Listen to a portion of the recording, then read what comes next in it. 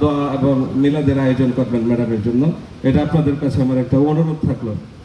আপনারা জানেন যে একটি দুঃশাসনের বিরুদ্ধে লড়াই করতে যে, এই গণতান্ত্রিক লড়াই করতে যে এই মহিয়সী নারীকে কিভাবে আপনার মিথ্যা মামলায় তাকে কারাগারে নিক্ষেপ করা হয়েছে।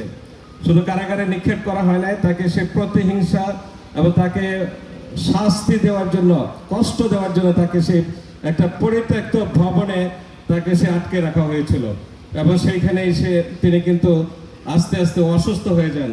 শেওলা সেতে একটা পরিত্যক্ত কারাগারে তাকে আটকে রেখে বিনা চিকিৎসায় তাকে অসুস্থ করা হয় এবং আমাদের ধারণা যে তাকে সেখানে বিষ প্রয়োগ করা হয়েছে, যার জন্য তার লিভার ক্ষতিগ্রস্ত হয়েছে।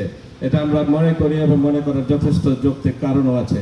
একটা স্বেচ্ছাসেবী ভবনে একজন বয়স্ক নারী যদি সেখানে অবস্থান করেন, তাহলে সেখানে বিভিন্ন রকম জীবাণু দ্বারা আক্রান্ত হয়ে তার লিভার নষ্ট হতে পারে।